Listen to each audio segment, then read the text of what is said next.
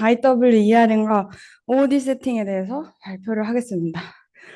저는 코브리 시프트와 임포턴스 웨이팅이 뭔지에 대해 설명할 건데, 일단 어떤 문제를 풀기 위해서는 그 문제가 뭔지를 정확히 아는 것이 중요합니다. 그래서 저는 디스트리뷰션 시프트가 무엇인지 저번 주차에 의해서 다시 한번 짚고 넘어가겠습니다. 일단 분포 이동이라는 것은 학습한 데이터 분포랑 실제 적용 환경에서의 데이터 분포가 다르다는 건데요. 이건 다들 쉽게 이해할 수 있겠죠? 네? 대답해 주세요.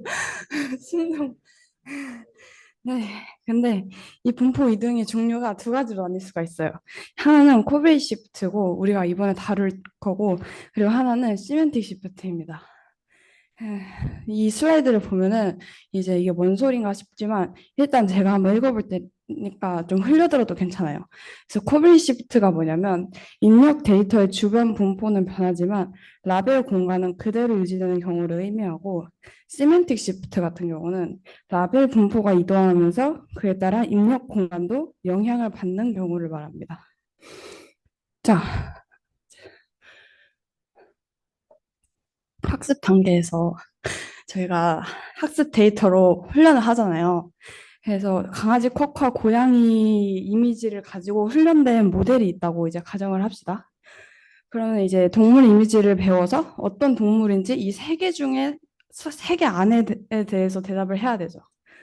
근데 만약에 저희가 적용 단계에서 어, 이러한 이미지를 받았다고 생각을 합시다. 그럼 모델이 이거를 잘 맞출 수 있을까요? 어떻게 생각하세요?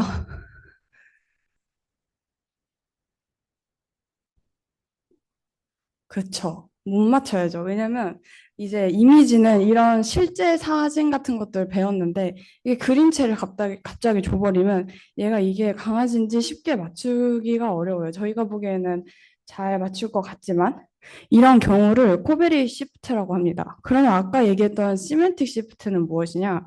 이런 경우를 얘기해요. 실제 적용 단계에서 코끼리의 사진을 가져와요. 그러면 저 레이블 중에 답할 수 있는 게 있을까요? 그렇죠. 이 세 개 중에 답을 해야 되는데 코끼리를 맞출 수 없고, 이러한 분표 변화를 시멘틱 시프트라 합니다. 이 두 개의 차이점을 좀 아실까요? 저희가 학습 단계에서는 이제 입력을 가지고 정답을 맞췄는데, 코베리의 시프트는 적용 단계에서 학습한 레이블이긴 하지만 입력 X가 학습한 데이터의 모습과는 조금 다른 상황입니다.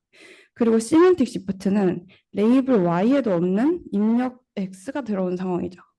그럼 저희가 아까 처음에 봤던 슬라이드를 좀 더 쉽게 이해할 수가 있습니다.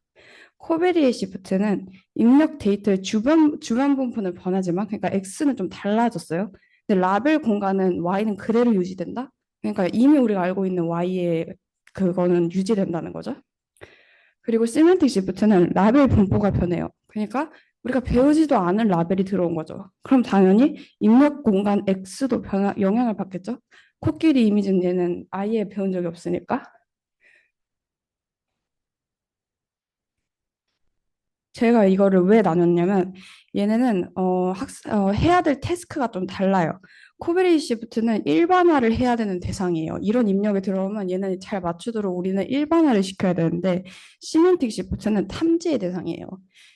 코끼리가 왔는데 걔를 갑자기 얘가 코끼리라고 대답을 못 하겠죠. 예를 들어 우리가 신생아 고양이래. 신생아 아기가 있는데 걔가 강아지랑 고양이밖에 모르는 상황에서 갑자기 코끼리가 나온다 해서 얘가 코끼리다라고 대답을 하는 건 굉장히 이상한 상황입니다. 어디서 몰래 듣지 않는 이상. 그래서 오늘 배울 거는 이제 코브레이 시프트인데,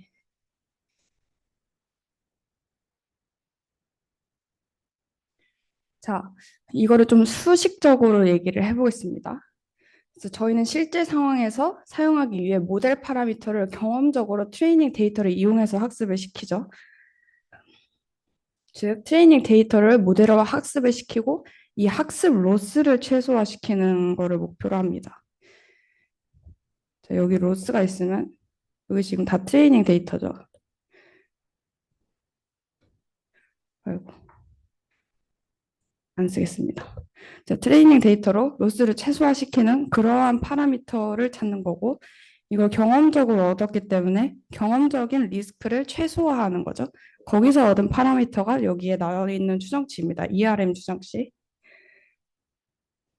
만약에 실제 테스트 입력 분포랑 트레이닝 입력 분포가 동일하다면 ERM 추정량은 최적 파라미터에 수렴하게 됩니다. 그래서 이거를 컨시스텐트 한다는데 어, 최, 최적의 파라미터가 뭐냐고 물어보시냐면 일단 저희가 하고 싶은 거는 학습을 했고 실제 적용을 잘하고 싶은 거잖아요.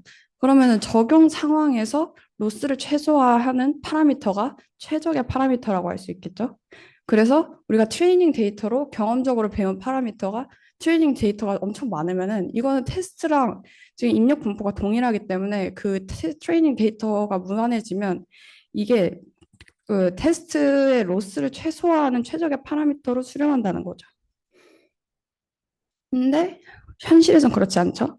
트레인과 테스트의 입력 분포가 다르다면 이건 아까 방금 얘기했듯이 코빌리 시프트고 그런 경우에는 트레이닝 로스를 최소화하는 것이 테스트 로스를 최소화하는 것을 보장하지 않습니다. 그러니까 우리가 아무리 트레이닝 데이터를 엄청 박아서 학습을 시켜도 테스트랑 다른데 얘가 컨시스턴트 하지 않겠죠. 이거를 아무리 최소화한다 해도 테스트 로스를 최소화하는 방향이 아니니까. 그렇다면 코베리에이트 시프트 상황에서 트레인 데이터만으로 테스트 로스의 기대값을 어떻게 최소화할 수 있을까 하는 질문을 가진다면 이때 등장하는 게 importance weighting이라는 겁니다. 이것도 지금 일단 정의는 말하겠는데 흘려들으셔도 괜찮습니다. 자, 트레인 데이터 로스의 가중치를 곱해서 트레인 데이터로 테스트 디스트리뷰션의 리스크를 추정하는 방법입니다. 이거가 왜 필요하냐 하고 물으신다면 이제 우리가 최소화하고 싶은 거는 테스트 데이터 로스의 기대값을 최소화하고 싶죠. 근데 우린 지금 갖고 있는 게 트레이닝 데이터밖에 없어요. 그래서 이 어떤 가중치를 곱해서 트레이닝 데이터에 관련된 익스펙테이션, 로스 익스펙테이션을 최소화하는 문제로 바꿉니다. 그래서 이 웨이트가 뭔지를 알아보겠습니다. 어떻게 이게 똑같은 문제가 되는지, 어떻게 얘네 둘이 연결되는지를 이제 설명을 할 건데, 이 웨이트는 트레인 데이터를 테스트 디스트리뷰션처럼 보정하는 가중치입니다. 그래서 테스트에 더 자주 나타나는 샘플일수록 학습에 더 크게 반영을 합니다. 그러니까 우리가 로스가 있으면은 모든 입력 데이터를 똑같은 가중치로 하면은 각 그 데이터의 중요도가 비슷하겠죠. 근데 우리가 만약에 어떤 입력을 받았는데 약간 얘 테스트 같은데 그래서 얘 좀 더 배우자 이러고 이제 로스의 그 반영하는 그 웨이트를 키워버리면은 얘가 학습할 때 그거의 중요도를 더 감안해서 하겠죠. 그러면은 우리는 트레인에서 배우는 것을 보다 이제 테스트에 관련돼서 더 정보를 얻어서 배울 수 있겠죠. 그래서 웨이트를 구하는 과정은 우리가 아까 최소화하고 싶었던 게 이 첫 번째 테스트 로스의 익스펙테이션이었잖아요. 여기서 최소화하고 싶은 거 첫 번째. 그래서 이걸 어떻게 하냐? 우리 익스펙테이션을 모두가 알고 있듯이 적분 형태로 바꾸고 이제 분모 분자의 트레이닝 이제 프로버빌리티를 곱하게 됩니다. 그러면은 1이니까 똑같겠죠. 그리고 그러면은 이제 오른쪽에 이제 트레이닝 프로버빌리티를 에 대해서 기대값을 만들어 버리면은 트레이닝 로스에 대한 어떤 가중치가 곱해진 익스펙테이션으로 되겠죠. 그리고 이 비율을 웨이트라고 보는 겁니다. 그래서 이 웨이트를 임포턴스 웨이트라고 하는데 제가 아까 간략하게 설명했잖아요. 그 테스트에 관련된 거면 가중치를 더 주자 했는데 지금 이 값이 웨이트의 값이 커진다는 거는 저 분자가 커진다는 거니까 이제 테스트 분포의 비율에 컸을 때 이게 점점 커지는 거죠. 그러니까 테스트에 자주 나오는 입력이라면 웨이트를 크게 만들고 트레인에서만 자주 나오는 입력이라면 웨이트를 작게 만드는 거죠. 그래서 임포턴스 웨이트를 이용해서 트레이닝 로스의 가중치를 주면은 트레인 데이터가 테스트 분포에서 나온 것처럼 좀 보정이 되겠죠. 그래서 이 로스를 최소화하면 충분한 트레이닝 데이터가 있을 때 테스트 로스를 최소화하는 파라미터와 같은 값으로 수렴하게 됐죠. 그리고 이거 밑에 수식적으로 나타낸 거 보면은 지금 로스 앞에 비율의 웨이트가 곱해져 있고 아까 익스펙테이션 형태를 여기 있던 거를 이제 트레이닝 데이터의 경험적인 평균값으로 해서 이 기대값을 최소화시키는 그 세타를 찾는 것이고, 이렇게 했을 때 우리가 트레이닝 데이터가 아까 아무리 많아도 이 분포가 다르면은 인컨시스텐트하다고 했는데, 우리 이거를 보정하는 비율이 있기 때문에 그 트레이닝 데이터가 많을수록 이게 최적의 파라미터를 수렴한다가 보는 거고, 최적의 파라미터는 아까 다시 얘기했듯이 테스트의 로스의 익스펙테이션을 최소화하는 그 파라미터겠죠. 네, 그래서 복습을 해보자면 코베이 시프트는 제가 이거 자꾸 얘기하는 게 이게 헷갈려요. 저도 처음에 그 학부 인턴을 하면서 계속 헷갈리는 거예요. OOD 개념이 얘가 다르면은 다 그냥 그 제너럴라이제이션 해야 되는 건가 했는데, 이 코베이 시프트랑 시메틱 시프트의 차이를 지금 명확하게 알아야 이 한 학기 중에 계속 오해 없이 학습을 할 수 있고요. 그래서 코베이 시프트는 이제 레이블은 우리가 아는 건데 입력이 좀 달라요. 그래서 얘가 좀 헷갈려 하는 거예요. 근데 그것까지 배워야 되는 거고.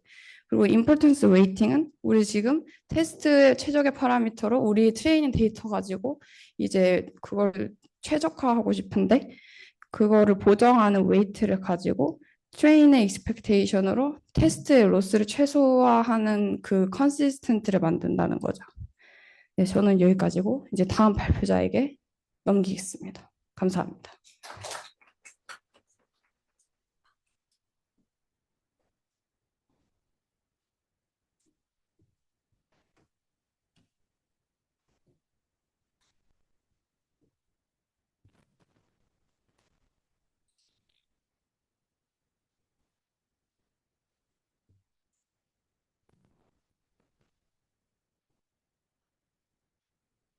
네, 이어서 설명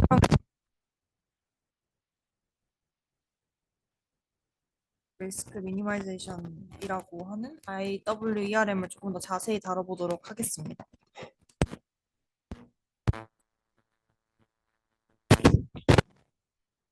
예슬님께서 잘 설명해 주신 것처럼 IWERM은 ERM의 문제점을 해결하기 위해 제안된 방법입니다. 기존의 ERM은 단순히 트레인 디스트리뷰션에서 리스크를 최소화하는 방법이기 때문에 트레인 분포와 테스트 분포가 다른 경우에는 테스트 환경에서 성능이 잘 보장되지 않는 문제가 있습니다. 이를 해결하기 위해서 IWERM에서는 importance weight을 추가해서 트레이닝 데이터의 분포를 테스트 디스트리뷰션에 맞게 보정하는 방법을 사용합니다. 구체적으로는 각 트레이닝 샘플에 대해 다음과 같은 importance weight을 곱해주게 됩니다. 이러한 방식 덕분에 IWERM은 모델이 완전히 정확하지 않은 경우에도, 즉 미스페시파이드 모델 상황에서도 컨시스턴트한 에스티메이터를 제공할 수 있습니다. importance weight을 더 자세히 들여다보겠습니다. importance weight은 다음과 같이 테스트 디스트리뷰션의 density를 train distribution의 density로 나눈 값입니다. 여기서 분자는 테스트 디스트리뷰션에서 해당 샘플이 나타날 확률, 분모는 train distribution에서 해당 샘플이 나타날 확률을 의미합니다. 따라서 importance weight은 테스트 디스트리뷰션에서 해당 샘플이 얼마나 중요한지를 나타내는 값이라고 볼 수 있습니다. 테스트 분포에서는 자주 나타나지만 트레인 분포에서는 드물게 나타나는 샘플에는 큰 웨이트가 부여되고, 반대로 테스트 분포에는 거의 나타나지 않는 샘플에 작은 웨이트가 부여됩니다. 이렇게 각 샘플의 로스에 임포턴스 웨이트를 곱해주면 트레이닝 리스크를 테스트 디스트리뷰션의 리스크로 보정할 수 있습니다. 즉 트레이닝 데이터를 사용하지만 테스트 디스트리뷰션을 기준으로 학습하도록 만든 효과가 있습니다. 그런데 이 IWERM에도 한계가 존재합니다. 테스트 디스트리뷰션에서는 자주 나타나지만 트레이닝 데이터에서는 거의 관측되지 않는 영역이 있을 수 있습니다. 이 경우 importance weight이 크게 증가하게 됩니다. 그러면 몇 개의 샘플이 지나치게 큰 영향을 가지게 되고 전체 학습을 지배하는 상황이 발생할 수 있습니다. 그러면은 에스티메이터가 불안정해져서 variance가 증가하게 됩니다. 다음 슬라이드에서 그림을 통해 IWERM에서 발생할 수 있는 문제를 직관적으로 봐보겠습니다. 먼저 이 왼쪽 그림 두 개를 봐주시면은 왼쪽 위 그래프를 트레인 디스트리뷰션, 그리고 아래 그래프를 테스트 디스트리뷰션인 경우를 생각을 해볼게요.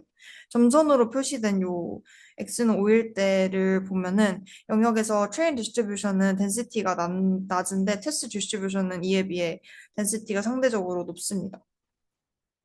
따라서 트레인 디스트리뷰션에서는 몇 개의 샘플이 관측되지 않았지만 이렇게 넘어오면서 훨씬 더 많은 샘플의 역할을 하게 됩니다. 오른쪽 아래 그래프는 요 위 그래프의 구간에 따른 임포턴스 웨이트를 보여주는데 요 x는 5 이상에서는 트레인 디스트리뷰션 덴시티가 0에 가까운 반면에 테스트 디스트리뷰션 덴시티는 유의미하게 존재하죠. 그래서 이러한 구간에서는 임펄턴스 웨이트이 급격하게 증가하는 것을 확인할 수 있습니다.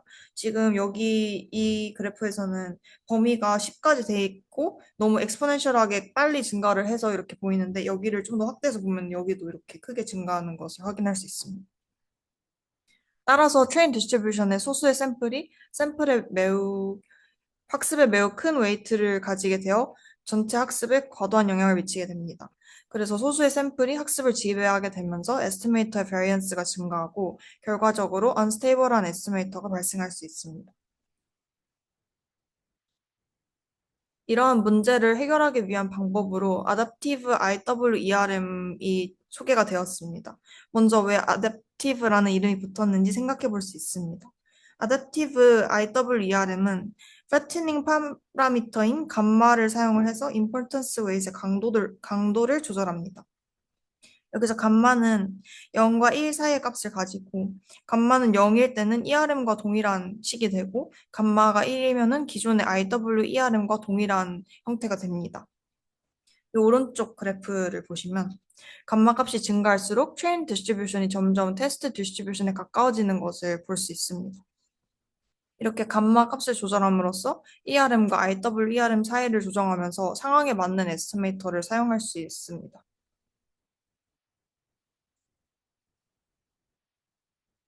네, 감마는 임포턴스 웨이팅을 조절해서 주어진 상황에 맞게 바이어스와 베리언스 사이의 균형을 맞추는 역할을 합니다.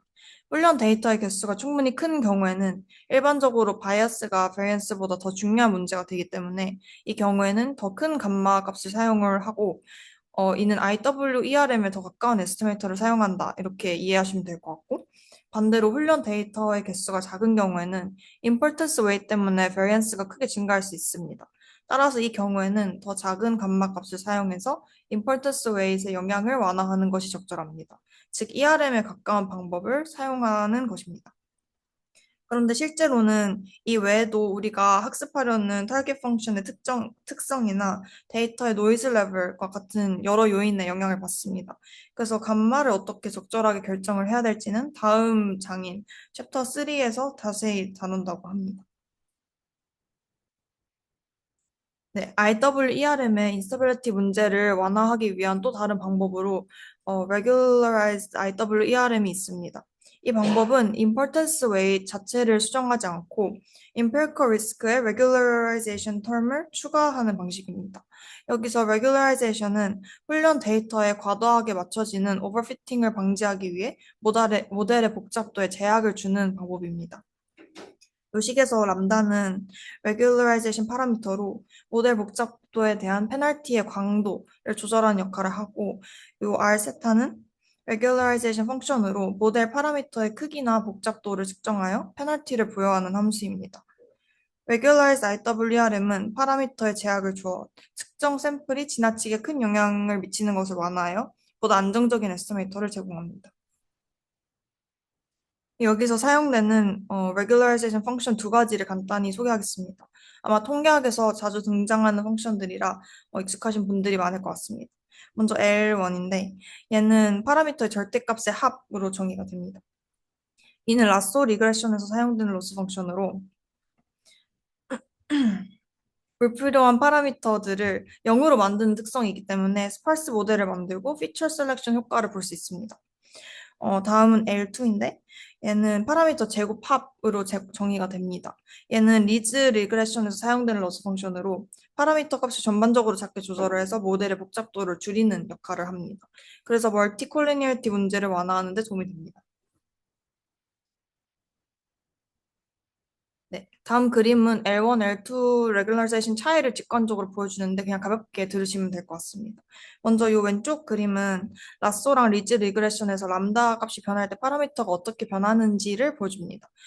보시면은 요 L1 요 그래프의 경우 람다가 커짐에 따라 일부 파라미터가 정확히 0이 되는 특성이 있습니다. 이는 모델에 크게 기여하지 않은 변수의 개수를 아예 0으로 만들어서 제거하는 효과가 있기 때문입니다. 그래서 중요한 변수만 남고 자연스럽게 피처 셀렉션 효과가 나타나게 됩니다. 반면 L2의 경우에는 파라미터 값이 전반적으로 작아지지만 0이 되지는 않는다 이렇게 볼 수 있습니다. 그래서 변수들이 완전히 제거하기보다는 변수의 영향을 조금씩 줄이는 방식으로 모델의 복잡도를 낮추게 됩니다. 이 오른쪽 그림은 L1, L2 regularization 의 기하학적 차이를 보여주는데 여기서 왜 L1의 경우 0이 되고 L2의 경우는 0이 아니고 0이 가깝게만 다가가는지를 볼 수 있는데 이 파란색이 리스크입니다.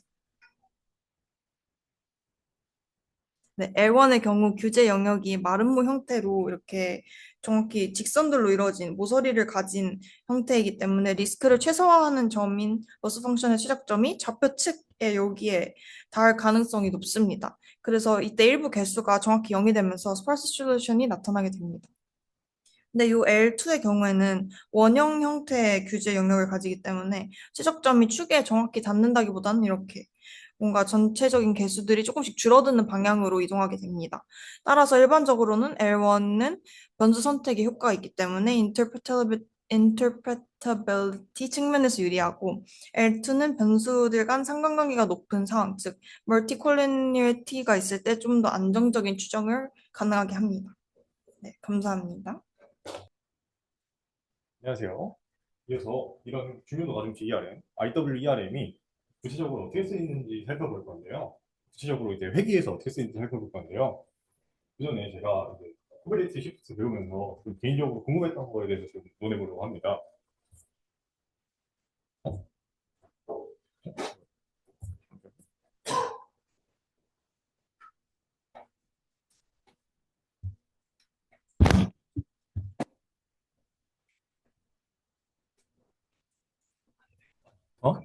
어? 지금 PDF 실시했거든. 그래? 잠깐 좀 그냥 쉬지 않냐? 그래. 10분 쉬고. 10분 쉬고 하겠습니다.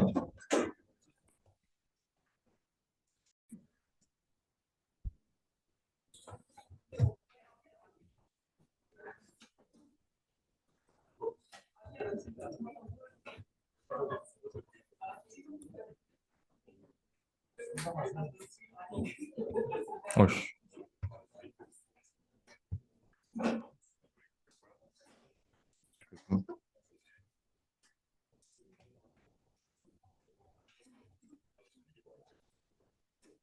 안녕하세요. 네, 시작하겠습니다. 이어서 이런 중요도 가중치 ERM, 그러니까 IWERM에 이어서 이제 이 ERM이 이제 회계에서 구체적으로 어떻게 쓰이는지 살펴볼 건데요. 근데 이제 본교재에서 제가 맡은 단어는 그 단어이긴 했는데 그 전에 코베리트 시프트 배우면서 제가 궁금했던 게 좀 있어가지고 그거 조사하면서 좀 사담으로 좀 빠져보도록 하겠습니다. 코베리트 시프트의 기본적인 서술이 이제 저희가 이제 y바 x, 그러니까 x랑 y의 관계는 그대로인데 네, px만 변한다는 거잖아요. 네, 이거는 말은 이미 이제 이 말 자체에서 이제 x가 확률 변수라는 거를 이제 내재를 하고 있는 건데 저희가 사실 뭐 회귀 분석이라든가 이런 모델링 수업 배울 때는 이제 다 x를 비확률 변수다라고 이제 전제를 해서 배우잖아요.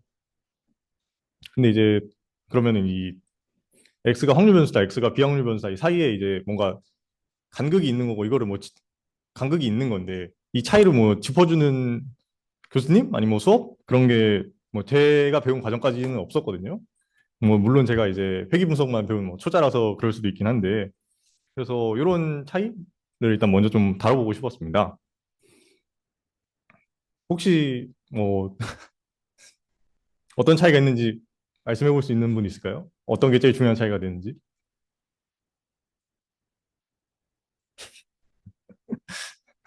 넘어가도록 하겠습니다.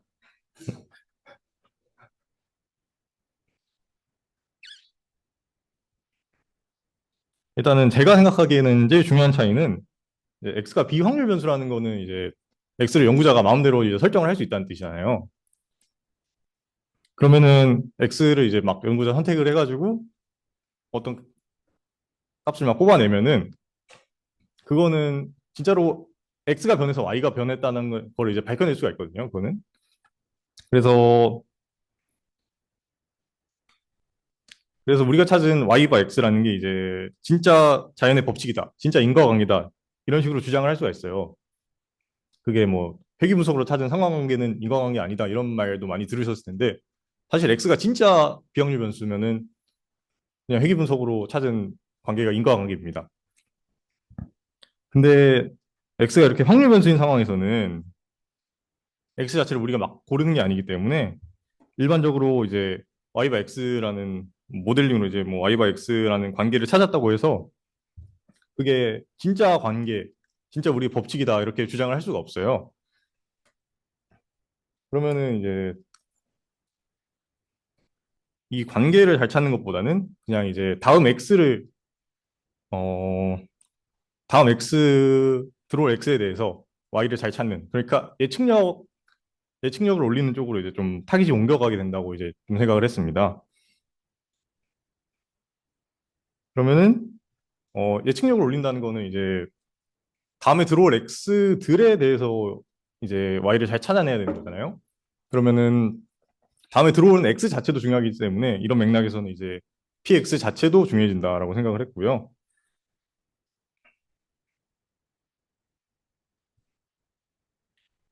그러니까 제가 처음에 코에리트 시프트 배웠을 때 이제 좀 궁금했던 거는 사실은 이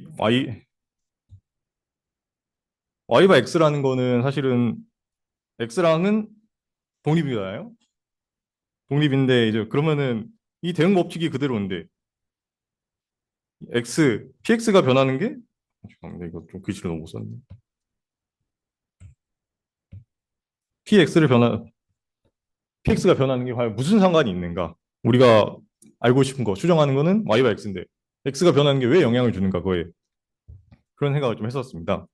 예시는 이제 아래쪽에 이제 동물원에 이제 동물들 비율이 이제 변했지만 동물들이 선호하는 음식은 변하지 않았다를 나타내면서 그래서 지금 x의 분포가 변한 거잖아요.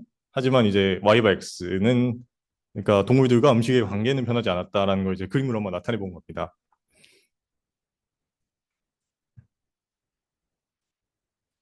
사실은 모델이 진짜로 우리의 모델이 진짜 모델과 맞다면은 x가 좀 디스트리뷰션 시프트가 돼도 상관이 없습니다. 우리가 뭐 x를 이쪽부터 이쪽까지 해서 뽑아가지고 이렇게 선형 모델을 피팅을 했는데 테스트 상황에서는 x가 구간이 바뀌었다.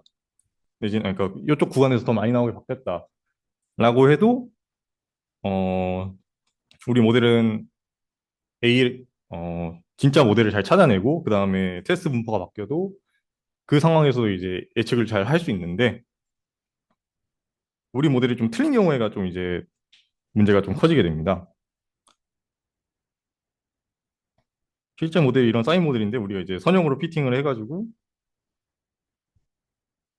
이런 선형 모델을 얻었다고 해보겠습니다. 그러면은 이 트레인 상황에서는 괜찮은데 테스트 상황이 이쪽으로 바뀌어버리면은 모델이랑 이제 실제 값의 오차가 미스파시드가 되게 크게 나는 걸 알 수가 있죠.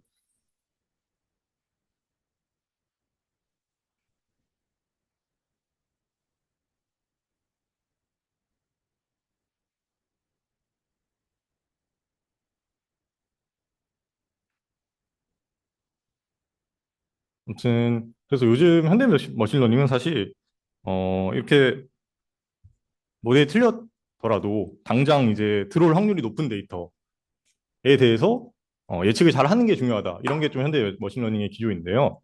그래서 로스 펑션 써보면은 이렇게 애초에 요걸 줄이는 게 이제 px가 식에 들어가잖아요. 요걸 줄이는 게 목표가 되는 건데 그러니까 요걸 줄이면 당연히 이제 예측력은 올라가겠죠. 근데 한편으로는 우리의 모델이 x가 잘 나오는 곳으로 좀 편향이 되게 되잖아요. 그래서 모델의 목적이 이 관계 자체를 잘 찾는 것보다는 예측력을 높이는데 좀 더 편하게 된다는 걸 한번 생각을 해보시면 좋을 것 같습니다. 우리가 이제 모델을 구한다는 건 Y바 X를 찾는다는 걸로 생각을 했지만은 이렇게 PX를 고려하게 되면은 X가 되게 많이 나오는 곳에 대해서 이제 좀 모델이 그쪽으로 더 학습이 되게 되잖아요. X가 많이 나오는 곳에 대해서.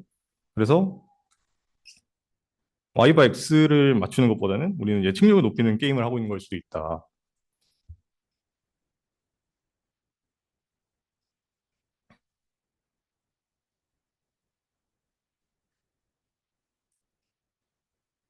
실제로 그래가지고 이제 이렇게 그러니까 약간 떼법 같은 거거든요. X가 많이 나오는 곳에서 우리 모델이 좀 더 X가 많이 나오는 곳에 더 맞춰지게 되니까. 그래서 이런 식의 로스 펑션들이 아니라 이제 민맥스라고 해가지고 이제 제일 오차가 큰 얘의 오차를 줄이겠다는 뭐 이런 식의 철학도 있고 아니면은 인과 추론 방식은 아예 X랑 Y의 관계에 집중하는 거죠. 그런 식으로 예측력보다는 예측력보다는 죄송합니다. 이 Y바 X에 더 집중하는 이제 추론 방식도 있다. 뭐 이렇게 말씀을 드릴 수 있겠습니다.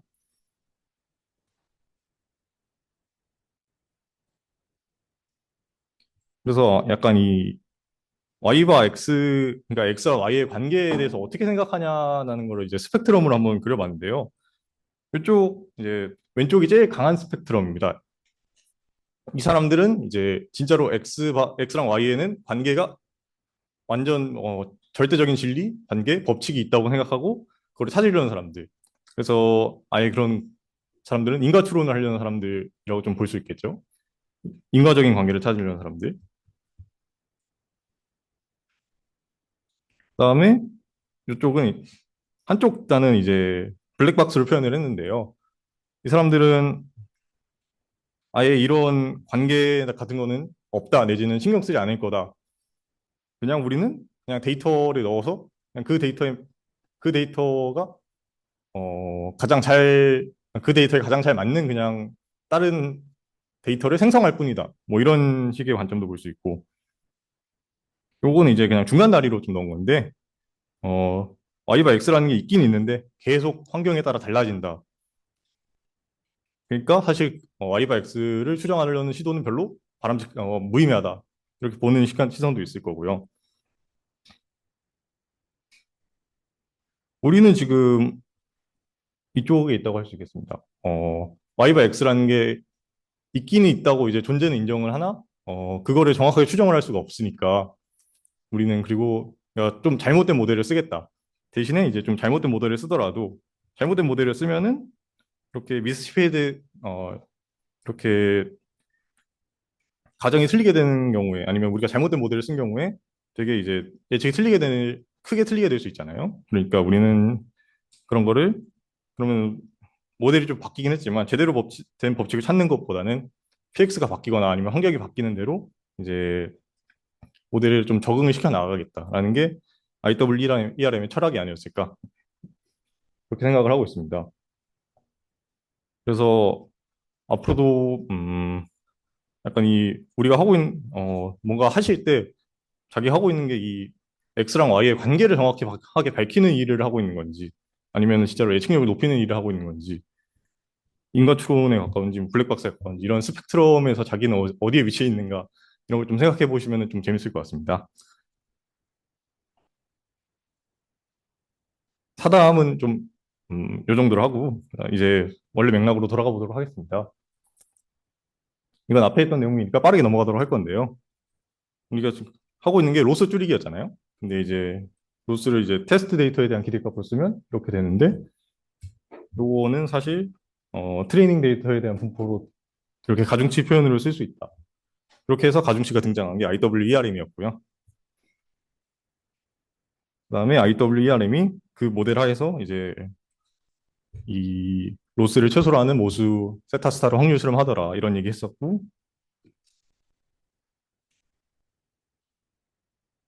그래서 이제 저희가 할 거는 이제 그냥 이제 이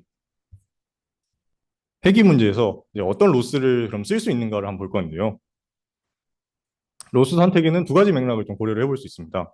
첫 번째로는 이제 우리 모델이 어떤 곡선을 추정하게 하고 싶은가.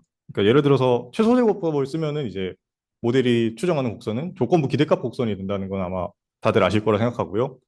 그다음에 모델을 이제 이걸 이제 이런 최소 제곱 로스가 아니라 절대값 로스를 쓰면은 추정하는 게 이제 조건부 중압값 곡선이 된다는 것도 이제 조건부 중압값 곡선이 된다고 말할 수 있겠습니다. 그다음에 이런 어떤 곡선을 추정하고 싶은가의 맥락에서 좀 벗어나서 그다음에 과대적 값이나 뭐 이상치 뭐 이런 거 얼마나 좀 안정적인지 안정적 그다음에 뭐 계산값이 폭발해 버릴 수도 있잖아요. 로스 함수를 잘못 정하면 그런 거에서 이제 좀 안정적인 추정을 하고 싶다는 맥락에서 이제 로스를 고르는 맥락도 있고요. 로스 함수들을 이제 소개를 할 건데 그 전에 이제 모든 로스 함수에 그냥 이제 일괄적으로 적용될 수 있는 게 레귤레이션 정교하거든요. 그래서 정교화도 이제 소개는 해놨는데 정교화는 아까 앞에서 소개를 했으니까 빠르게 넘어가도록 하고요. 여기서 한 가지만 짚을 거는 이제 원래는 정교화식이 이런 식으로 이제 로스 함수 더하기 이제 정교화 텀을 더하는 거잖아요. 근데 이게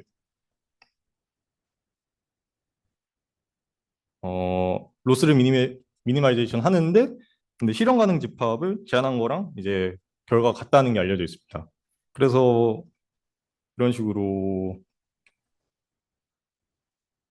원래는 실현 가능 집합이 모수 공간 전체였는데 실현 공간 가능 집합이 이렇게 줄어드는 거다. 정교화를 하면은. L2는 이렇고요. 네. 그런 점은 말할 수 있겠습니다. 이제 회계에서 쓰일 수 있는 로스 함수들을 이제 차례차례 소개해 보도록 하겠습니다. 제일 이제 보편적인 게 제곱 로스죠. 이제 제곱 로스를 식으로 쓰면은 이런 식으로 나오고요. 그다음에 특히 여기 쓰인 함수가 선형 파라미터 모델 이런 식으로 파라미터 곱하기 x만에 대한 어떤 함수로 되어 있는 꼴이라면 특히 이 IWERM 추정량을 해석적으로 구할 수 있습니다. 클로즈드 폼으로. 그래서 노테이션을 좀 설명을 하면은 x는 이제 그냥 이 파이 x 그러니까 x의 함수들의 행렬 그다음에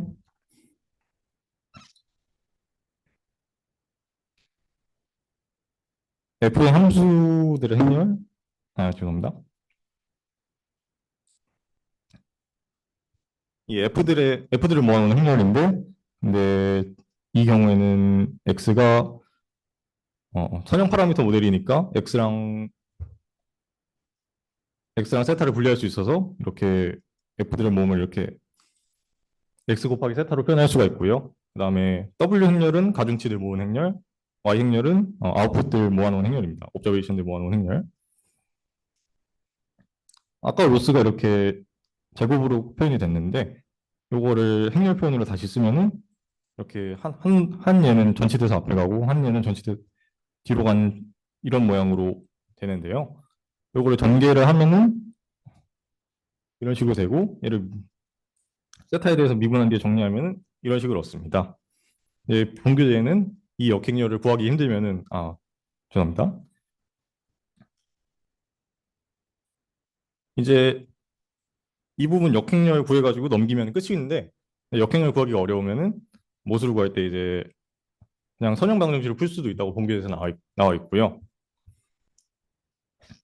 그래서 역행렬 구해서 정리하면은 이런 식으로 세타가 해석적으로 하나가 구해지고요.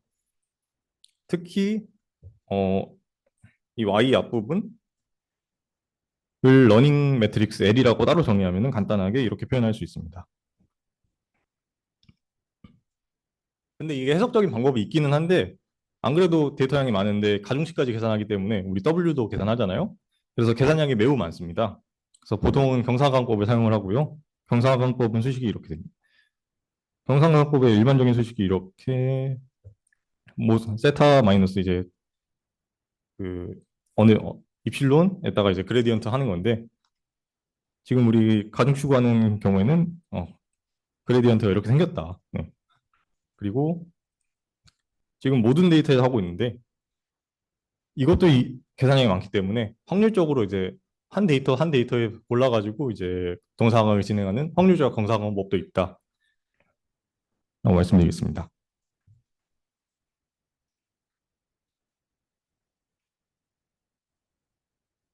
원래는 이제 피처의 개수 B 그다음에 이제 피처에 대해서 이렇게 선형 파라미터 모델을 썼는데요. 이걸 피처의 개수가 아니라 이제 모든 들어오는 데이터 X 그러니까 B가 NTR이 되고 그다음에 요 X에 대한 함수를 커널 함수 K로 대체를 하면은 이제 주영님 1주차에서 소개했었던 커널 모델 방법이 되는데요. 사실 커널로 바뀌었다고 해도 크게 바뀌는 건 없고, 근데 이제 이 디자인 매트릭스 A가 이제 커널이 모인 매트릭스 K로 바뀌면서 이 K가 대칭 능렬이거든요. 원래 X는 대칭 능렬이 아니었는데. 그래서 이런 게 이제 그램 매트릭스다. 이거 또 짚고 넘어갈 수 있겠습니다. 러닝 매트릭스가 이렇게 간단하게 표현이 되고요. 대칭 능렬이기 때문에.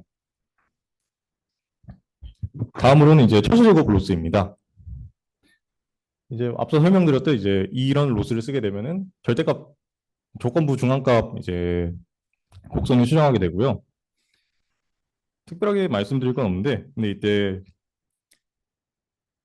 이 미니마이제이션 문제를 풀 때 이게 절대값이 들어있어서 미분이 안 되고 풀기가 되게 어렵잖아요. 근데 절대값 x를 이제 b라는 가변수를 맞는 뒤에 이 b가 마이너스 b x가 마이너스 b보다는 크고 이제 b보다 작다는 제약이 걸려 있을 때 최적화 문제로도 볼 수가 있습니다. 예를 들어서 x가 2라고 해보겠습니다. 그러면은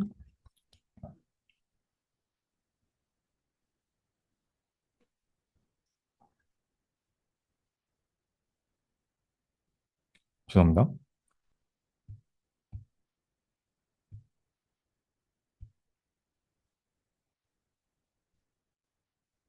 이 상황에서는 b의 값은 그대로 2가 되고요. 이 상황에서 b를 미니메이션 하려면은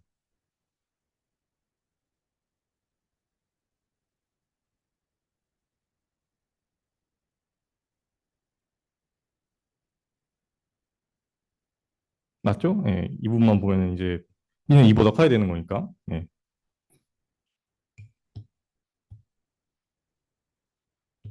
뭐 x가 마이너스 5라고 해보면은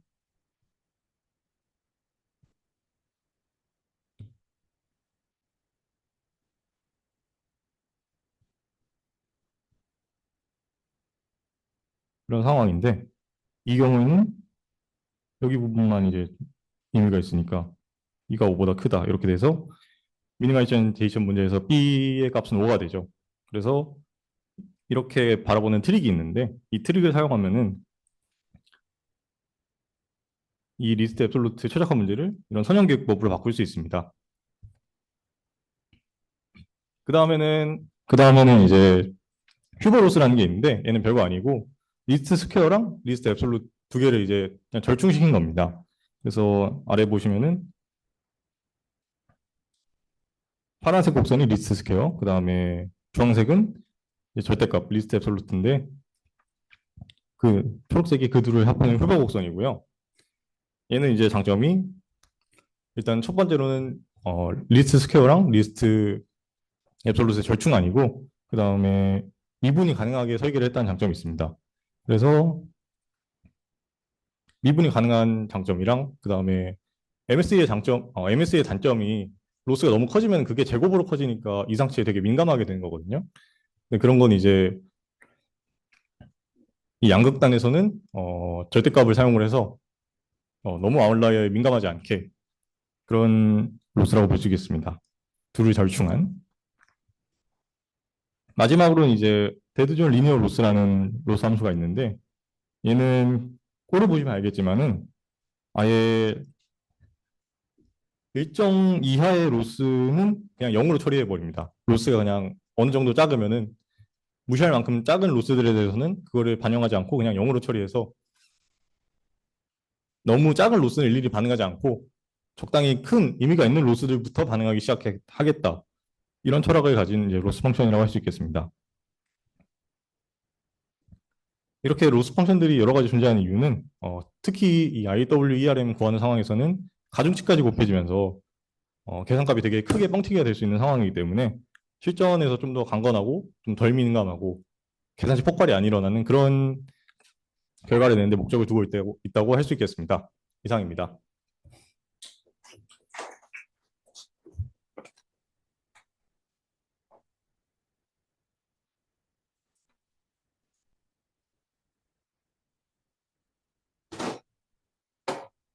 아, 여러분 듣느라 고생이 많으십니다.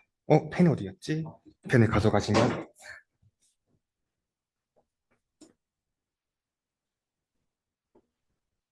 네, 지금 시간이 8시인데 저는 8시 반에 되게 집에 가고 싶습니다. 막 그런 기분이라서 네, 뭐 빨리 해보도록 하죠. 우선 저한테 이 부분을 시켜주신 학술부장님께 감사의 말씀을 드립니다. 저보고 이거 하라고 하더라고요. 그래서 혹시 이제 나는 선형대수를 모른다 있나요? 없죠. 그런 사람이 있을 리가 없잖아요. 1학년 때 배우니까. 자, 그래서 선형대수를 좀 많이 쓸 겁니다. 우리가 뭘 하려고 하냐면 함수 공간의 원소를 finite dimensional로 근사하는 게 우리 목적 중에 하나입니다. 그래서 무슨 얘기를 하려냐면 첫 번째, 그냥 노테이션에서 그냥 흘려주셔도 되는데 보통 PD theory에서 오메가라는 거는 이제 스무스 바운더리에 가진 오픈 바운드 도메인입니다. 그리고 얘는 그냥 함수 공간, 그러니까 이제 P제곱을 했을 때 인테그러블한 함수들이 공간이고 그다음에 얘는 X에서 Y로 가는 연속 함수다. 그냥 이렇게 보시면 됩니다. 근데 이 나올 때마다 제가 리마크 해드릴 테니까 크게 신경 안 쓰셔도 괜찮을 것 같아요. 자, 그래서 우리가 뭘 할 거냐? 혹시 나는 MLE를 모른다 있나요? 없죠. 그래, 그런 사람이 있을 리가 없잖아요. 있나요? 없죠. MLE 이제 맥시 우리가 뭐 할 거냐면 에너지를 미니마이즈 할 겁니다. 근데 에너지가 뭐죠? 그 회장님 에너지가 뭘까요? 네. 힘하고 에너지는 달라요. 네. 죄송합니다. 보통 이제 물리 공부해 보신 분들은 아시겠지만, 물론 저는 물리에서 모릅니다만, 보통 자연에 있는 다양한 오브젝트들은 이제 걔가 가지고 있는 에너지를 미니마이즈한 쪽으로 가요. 예를 들어서 제가 펜을 떨어뜨리면 이제 빛의 에너지를 미니마이즈한 쪽으로 얘가 내려간단 말이에요. 그래서 저희도 똑같은 거 할 겁니다. 에너지라는 거를 정의해서 걔를 미니마이즈 할 거예요. 그러면 ML을 이렇게 볼 수 있죠. 우리가 likelihood function L이 있다고 하면 결국에 얘를 맥시마이즈 하는 게 ML이잖아요. 거꾸로 여기다가 음수를 붙이면 이 녀석 I를 미니마이즈 하면 얘가 ML이가 되겠죠. 괜찮으시죠? 저희는 그래서 모든 걸 다 미니마이즈 할 겁니다. 직전에 이제 세 분들께서 발표를 해주셨던 게 로스 펑션이라는 얘기가 나왔는데 로스 펑션 크면 안 좋죠. 미니마이즈 할 겁니다. 근데 이게 미니마이즈가 좀 수학하는 사람들은 걱정이 많이 될 수가 있어요. 왜냐하면 이제 미니마이즈 시켰더니 얘가 이제 끊임없이 내려갈 수도 있거든요. 나락으로. 그래서 마이너스를 아무리 때려 박아도 계속 내려가. 그래서 i라는 이 펑셔널이 로어 바운드이냐? 그러니까 이제 미니멈을 어테인할 수 있느냐? 아니면 i가 예쁘게 생겼냐? 컨티뉴어스 하냐? 아니면 이제 여기 있는 i라는 펑셔널 오브젝트가 사는 공간 x가 컴플리트 하냐? 아니면 어떤 수열을 보내서 미니마이즈 시켰는데 그 수열이 수렴하는 값이 x 안에 있냐? 뭐 이런 이제 재미가 없으시겠지만 수학적인 논의들이 많이 필요하다라는 겁니다. 근데 왜 필요한지는 이제 학부생도 2시간 정도 고민하면 어렵지 않게 할 수 있다. 자, anyway, 자, 그래서 우리가 할 건 뭐냐면 어떤 옵티마이제이션 프로블럼이 있으면 그냥 맵바 에너지를 정의한 다음에 걔를 미니마이즈 할 거예요. 이게 답니다. 그러니까 MLE는 클수록 좋은 거고, 뭐, 로스는 작을수록 좋은 거고, 모든 건 다 에너지예요. 그래서 에너지를 미니마이즈 할 겁니다. 그래서 재밌는 점 뭐냐면, 어떠한 풀기 어려운 편밀 방정식이 있어요. 그럼 걔로 에너지로 만든다면 미니마이즈 하면 됩니다. 되게 좋은 세상이죠. 자, 그래서 프리리미너리를 좀 보겠습니다. 노테이션이 좀 많아가지고, 그냥 뭐 그런 거예요. 우리가 학습을 할 때, 인풋, 아웃풋 있잖아요. 그래서 X가 인풋이고 Y가 아웃풋이고. 괜찮죠? 근데 우리가 이제 제 발표에서는 클래시피케이션 문제를 다룰 거예요. 그래서 Y는 값이 두 개밖에 없습니다. 그러니까 클래스가 두 개 있는 두 가지 클래스로 클래시피케이션을 하는 문제를 다룰 거예요. 그리고 뭐 X라는 게 D라는 분포를 따르면 좋겠다라고 가정을 하나 더 할게요. 그다음에 이제 중요한 개념이 이건데 컨셉트예요. 컨셉트가 뭐냐면 X에서 Y로 가는 함수인데 뭐 그거죠. 인풋 같은 거 뭐가 있을까요? 인풋에 여기다가 뭐 고양이를 넣어요. 고양이를 넣으면 동물이 나오는 뭐 그런 거죠. 그러니까 동물을 0이라고 하고 식물을 1이라고 해볼게요. 그러면 민들레를 넣으면 민들레를 넣으면 1이 나오는 이렇게 이제 각각의 X에 있는 오브젝트에 따라서 이 오브젝트의 성질을 설명해 주는 게 컨셉이라고 해요. 그리고 이 컨셉들을 모은 걸 컨셉트라고 합니다. 근데 이제 우리가 컨셉을 알면 이거 할 필요가 없겠죠. 사실 이제 컨셉을 안다는 건 사기입니다. 이거 어떻게 알아요? 나도 모르지. 그래서 컨셉을 모르는 채로 컨셉에 가장 비슷한 H를 찾아보자. 그래서 이제 H라는 거를 하나 해서 어떤 동물 아니면 식물을 넣었을 때 고양이를 넣으면 동물이 좀 나오지 않을까? 그렇게 생긴 H를 한번 찾아보겠다. 그래서 H가 우리 목표는 H가 C랑 비슷해지게 만들어 보자라는 겁니다. 근데 그러면 H랑 C가 어떻게 비슷해질 수 있을까요? 제 메소드가 뭘까요? 뭐라고 생각하세요? 그쵸? 그쵸? 에너지를 만들어서 이것도 미니마이즈 할 겁니다. 그러니까 이제 온 세상이 다 미니마이즈예요. 우리가 미니마이즈 할 수 없는 건 없습니다. 다 미니마이즈 할 거예요. 그래서 우선 미니마이즈 할 거리를 좀 찾아봐야 돼요.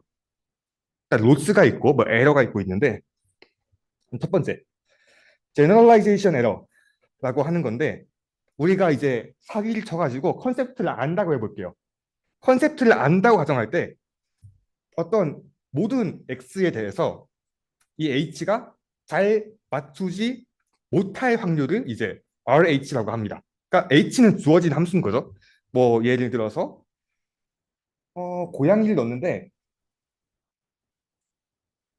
고양이를 H에 넣는데 얘가 식물이 나와요. 혹시 이 중에 고양이가 식물이라고 주장하고 싶으신 분 있나요? 없죠. 없으니까 이제 이때 얘는 틀린 겁니다. 그래서 C랑 다르다. 그래서 이렇게 된 매저들을 모두 더해서 확률 계산한 걸 RH라고 합니다. 그러면 RH를 어떻게 하면 되겠어요? 그쵸? 미니마이즈 하면 됩니다. 우리는 미니마이즈를 하면 다 끝나요. 우리 미니마이즈 못할 게 없습니다. 그래서 얘를 미니마이즈 해보자. 상식적으로 이게 말이 안 되죠. 왜냐면 모든 X에 대해서 다 확률 계산들을 미니마이즈 하는 걸 사기죠. 그거 어떻게 해요, 내가? 할 수가 없기 때문에 어떤 파이나이트한 샘플에 대해서 이 확률을 계산해 보자 라고 하는 게 이제 인프레카 에러입니다. 근데 이것도 사기예요. 왜 사기냐? C를 몰라요. C를 어떻게 알아? 그래서 필요한 게 로스 펑션이다 라고 보시면 되겠습니다. 근데 로스 펑션도 어떻게 해요? 미니마이즈 합니다. 그러니까 미니마이즈 못할 게 없어요. 아, 이거 오타예요, 오타. 네, 이게 맞습니다. 네, 이렇게 해서 이제 그래서 우리는 안 좋은 걸 나타내는 함수를 만든 다음에 걔를 미니마이즈 하겠다. 그러니까 모든 건 다 미니마이즈예요. 저희 미니마이즈만 하다 끝날 겁니다. 그래서 이 에러라는 거를 일단 디컴포지션 할 수가 있어요. 왜 이걸 하냐라고 했을 때 우리가 그런 거죠. 어, 화폐평면이 있어요.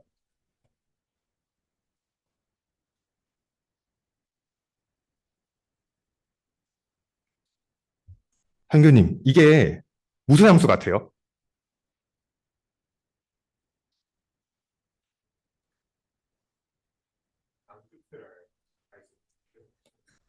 이게 너무 생각을 어렵게 생각하시는데. 자, 1번 1차 함수, 2번 삼각함수. 그쵸, 1차 함수죠. 그러니까 이거를 찾겠다는데 여기 삼각함수를 넣고 있으면 이상한 사람이에요. 여기 아무리 생각해도 아닌 것 같잖아요. 그래서 왠지 이 h가 우리가 찾는 진짜 미니마이즈 안에 h가 들어가 있을 것 같은 집합을 이렇게 이제 h인데 좀 꾸며져서 h라고 써요. 예. 그래서 어떤 집합을 하나 세팅한 다음에 거기에서 h를 찾아보겠다는 거예요. 이거를 이제 여기서는 하이포테시스 셋이라고 하고 보통 PD 시어리에서는 어드미서블 클래스라고 합니다. 뭐 중요한 건 아니고 결국에 이 H 안에 있는 함수들만 조그만 것만 모아서 이 후보 안에서 한번 미니마이즈를 해보자는 거예요. 근데 물론 그 미니멈이 글로벌한 미니멈이 아닐 수도 있어요. 뭐 예를 들어서 우리가 뭐 이렇게 생긴 함수를 최대한 이제 1차 함수랑 비슷하게 만들어서 이제 에너지를 최소 줄였어요. 근데 그런다고 얘가 같은 건 아니죠. 이런 곡선을 만들 수도 있잖아. 그렇기 때문에 이 h가 좁으면 좁을수록 최선의 미니멈을 찾기가 어려울 수도 있겠다라는 게 이제 기본적인 개념입니다. 그래서 이 녀석을 우리가 액세스 에러라고 하는데 얘를 디컴포즈를 해요. 여기 또 다네요. 미치겠다. 더하기. 이 에러를 두 가지 텀으로 디컴포즈를 하는데 첫 번째는 에스티메이션 에러고 두 번째는 어프록시메이션 에러예요. 근데 이게 뭐냐? 우선 이제 적절히 찾고 싶은 h, 예를 들어서 뭐 다항함수들 아니면 뭐 삼각함수들 아니면 뭐 있을까요? 잘 모르겠네. 뭐 지수함수들 이렇게 적절한 h라는 세트를 잡아요. 그 다음에 이제 이 에러를 디컴포즈 하는 거예요.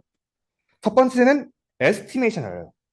근데 이건 뭐냐면 이 h 안에 있는 원소에 대해서 모든 r을 다 계산한 다음에 걔랑 우리가 지금 하나 가지고 있는 h랑 비교하는 거예요. 그래서 이 h 안에 있는 것들 중에 이 하이포테시스가 얼마나 나쁘냐 그거고, 두 번째는 어프록시메이션이었는데 얘는 지금 이 우측을 보시면 모든 메저러블한 펑션 g에 대해서 인피멈을 찾고 있어요. 그게 무슨 말이냐?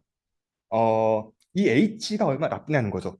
예를 들어서 뭐 이렇게 생긴 직선이 있는데 얘를 삼각함수로 분사해요. 그러면 이제 h가 엉망진창인 거죠. 그러면 어프록시메이션 에러가 커진다. 그리고 이 1차 함수는 잘 있는데 우리가 가지고 있는 그 조그만 h가 뭐 이래요. 그러면 에스티메이션 에러가 커진다. 이렇게 보면은 이해할 수가 있겠죠. 다시 에스티메이션 에러는 우리가 큰 집합 h에서 뽑은 이 작은 h 때문에 생기는 거고, 두 번째로 어프록시메이션 에러는 이 집합 펑션들이 클래스 하이포테시스 셋 h 때문에 생기는 거다라고 보시면 되겠습니다. 지금 시간 몇 분이죠? 아주 좋아요. 그래서 간단한 예시를 하나 볼 거예요. 뭐 이것저것 있는데 무슨 일을 할 거냐면 클래시피케이션 할 거예요. 예를 들어서 사진이 10장이 있다고 봅시다. 근데 그 중에 뭐 강아지랑 고양이 이런 걸 고를 거예요. 일단은 우리가 뭐 할 거냐면 한번 레이블을 붙였다고 해봐요. 그러니까 이제 정답까지 알아요. 그러니까 이제 뭐 파란색이 이렇게 있고 빨간색이 이렇게 있다고 쳐요. 이미. 여기까지는 기분이에요. 그래서 이제 슈퍼바이즈 러닝인데 그 다음에 얘를 이제 어떻게 할 거냐면 어떤 랜덤한 직선으로 갈라요. 이렇게 쭉. 너무 잘 갈랐는데 좀 못 갈라봅시다. 이렇게 쭉 갈라요. 가른 다음에 이제 뭐 할 거냐면 얘를 그룹 1이라고 하고 얘를 2라고 해요. 그 다음에 이제 같은 클래스 간의 스캐터링을 이렇게 잡고 그 다음에 다른 클래스 간의 스캐터링을 이렇게 잡아요. 근데 이럴 필요가 없겠다. 레이블이 없다고 해도 됩니다. 그 다음에 적절한 이 직선을 찾는 거죠. 뭐 예를 들어서 점이 뭐 이렇게 있어요. 그 다음에 얘를 두 개로 갈라봐라 라고 하면 선을 어디에 그릴 것 같아요?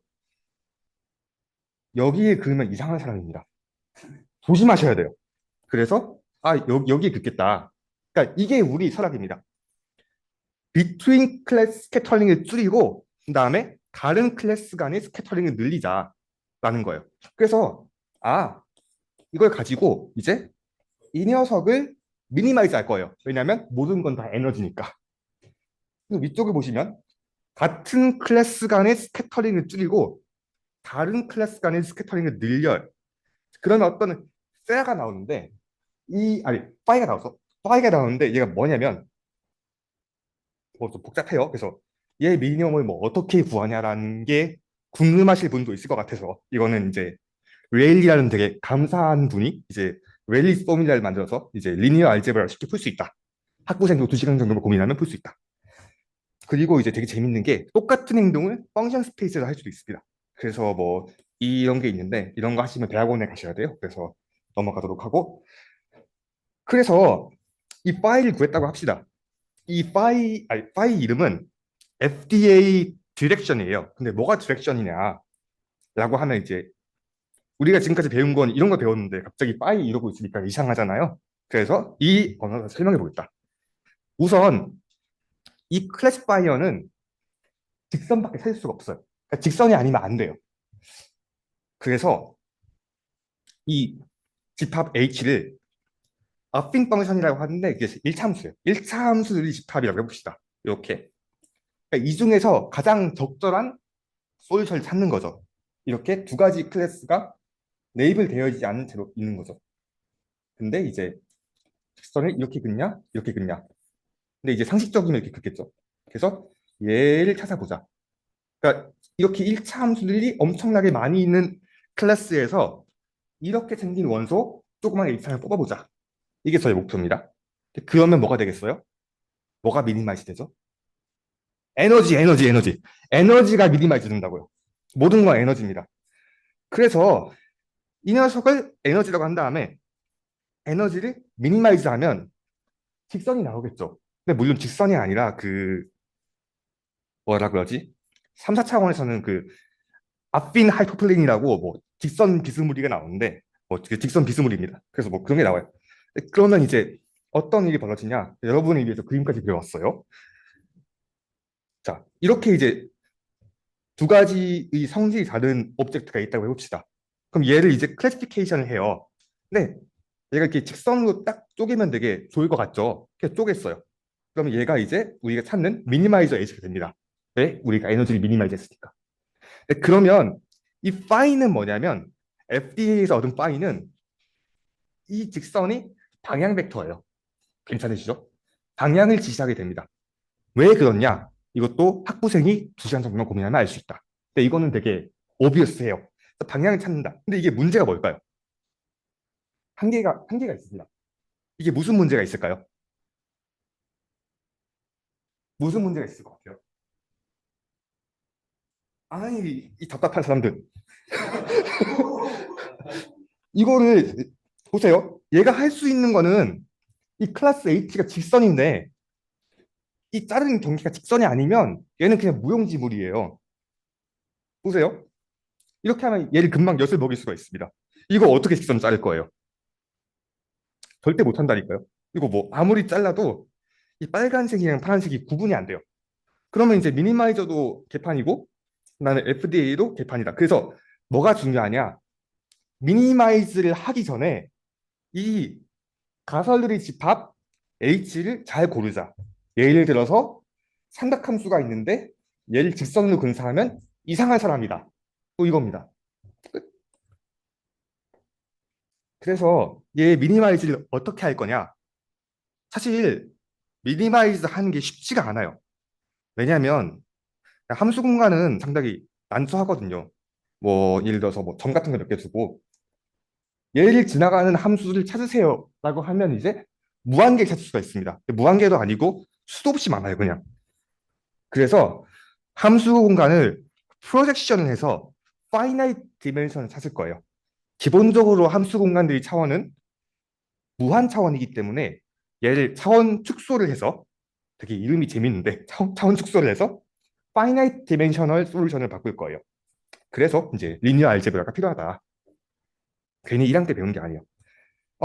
그래서 대부분의 함수 공간들은 카운터블한 기저를 가져서 그러니까 이제 자연수계, 그러니까 기저 1, 2, 3, 4 이렇게 해서 걔를 스팬함으로써 만들 수가 있어요. 예를 들어서 연속 함수들이 공간이 있어요. 해볼게요. 그러면 걔는 다항함수들의 시퀀스로 모두 근사할 수가 있어요. 이게 왜 그러냐? 왜 그렇죠? 해석학 원은 날쭉하겠다. 아이, 투입을 하잖아요. 이게 왜 그래요? 바로 이제 스톤 바이어스트러스 근사 정리 때문에 이런 함수들이 클래스는 연속 함수들을 아주 잘 근사할 수가 있어요. 뭐 아니면 뭐 느장들 폴리모노 이런 여러 가지 예시가 있는데 제가 좀 빨리 집에 가고 싶기 때문에 넘어가겠습니다. anyway, 자 그래서 우리가 원하는 것 이거죠. B라는 어떤 그치, B라는 어떤 큰 집합이 여기가 A랑 B가 바뀌어야 돼요.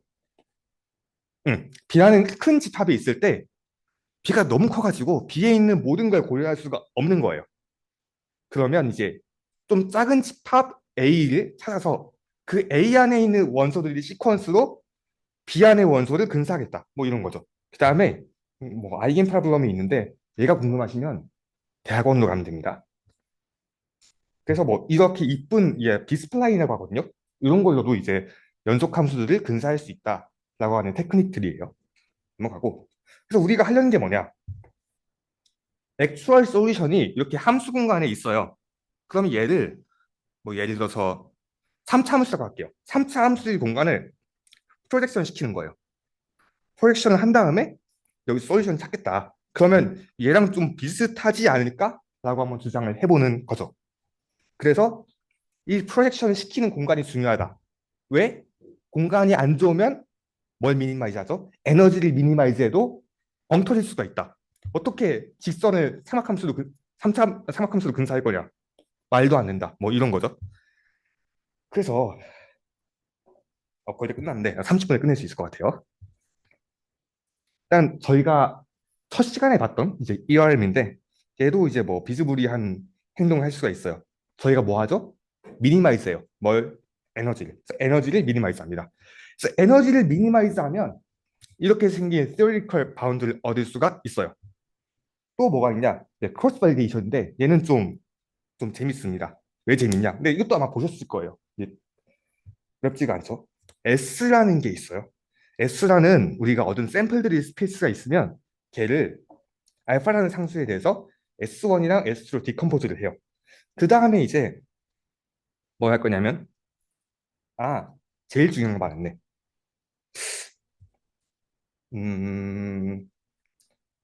우리가 찾고 싶은 큰 클래스 H가 예를 들어서 뭐 모든 당함수로 해볼게요. 모든 당함수 찾고 싶어요. 근데 사실 당함수가 차수가 100차일 수도 있고 1000차일 수도 있고 10,000차일 수도 있어요. 그래서 모든 당함수에서 솔루션 찾으려면 뉴메리컬하게 평생 해야 돼요. 못한다 이거죠. 그래서 얘를 한번 끊어보겠다는 거예요. 1차 함수, 2차 함수, 3차 함수, 4차 함수 이렇게 쭉 하는 거예요. 고차 함수, 6차 함수. 이렇게 K를 늘려요. 이게 K예요. 그래서 HK라는 펑션 스페이스가 이제 non-decreasing하게 구성을 해서 H1이 제일 간단한 거, 그다음에 H2가 좀 더 복잡한 거, H3가 좀 더 복잡한 거. 그래서 이제 갈수록 복잡하게 함수들이 공간이 시퀀스를 구성해요.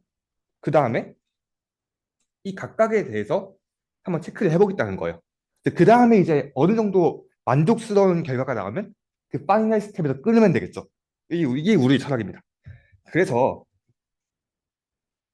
이 K라는 순번에 스탑을 한 다음에 이 S1이라는 트레이닝 세트에 대해서 이 솔루션을 한번 구해요. 그러니까 미니마이저를 구해요.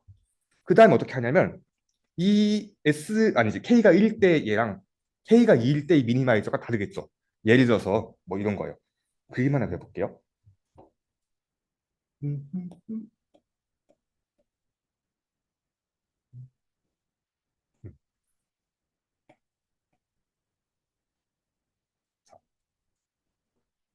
3참수가 있어요. 사실 3참수인 거 아는 것도 사기인데 있다고 해봅시다. 3참수가 있어요. 그러면 우리가 HK를 데이터 함수를 집합이라고 볼게요. K차 함수. 그러면 K가 1이면 이거죠. 도움이 안 돼요. K가 2면 뭐 얘랑 가장 비슷한 게 뭐 이런 식으로 나올 거예요. K가 3이면 이런 게 나오겠죠? 근데 K가 4면 또 엉망이 돼요. 그래서 K를 좀 여러 개 해보면서 이것 중에 가장 적절한 걸 찾아보겠다는 거예요. 왜냐하면 모든 방함수에 대해서 찾으면 우리가 평생 해야 돼요. 하지만 이렇게 하면 평생 안 해도 될 것 같은데? 라는 생각이 드는 거죠. 그래서 이 K1, K1, K2, K가 2, K가 3일 때, K가 4일 때를 한 다음에 여기에 모인 H에 대해서 다시 이제 밸리데이션 셋 S2에 대해서 한 번 더 미니마이즈를 해요. 이제 그러면 우리가 끝난 겁니다. 집합을 두 개로 쪼갠 다음에 하나는 이 다른 그러니까 H를 디컴포즈한 것들에 대해서 미니마이즈를 하고 그 다음에 나머지를 얘네들 몇 개 모은 다음에 얘네를 S2에서 검증하는 거죠. 그러면 어느 정도 적절한 어프로치메이션을 만들 수 있다라는 게 아이디어입니다. 혹시 괜찮으신가요, 여러분? 이게 뭐 제일 중요해요. 나는 모르겠다. 질문이나 코멘트 있나요? 집에 가고 싶으시 저도요. 자, 그래서 이 theoretical bound가 있는데 이걸 하면 저희가 집에 못 가요. 전 집에 가고 싶거든요. 넘어가죠. 그 다음에 nfold가 있어요. 근데 이것도 똑같아요. 뭐가 똑같냐? 이 전체 셋 S라는 샘플이 있으면 얘를 그냥 n등분해서 얘를 밸리데이션 잡고 나머지 트레이닝. 두 번째는 얘를 밸리데이션 잡고 나머지 트레이닝. 저는 했죠, 방학 때. 이게 똑같은 거 하면 됩니다. 끝. 그리고 얘가 있는데 얘는 이제 궁금하시면 찾아보세요. 이것도 하면 제가 집에 못 가요. 전 집에 가고 싶어요. 그래서 감사합니다.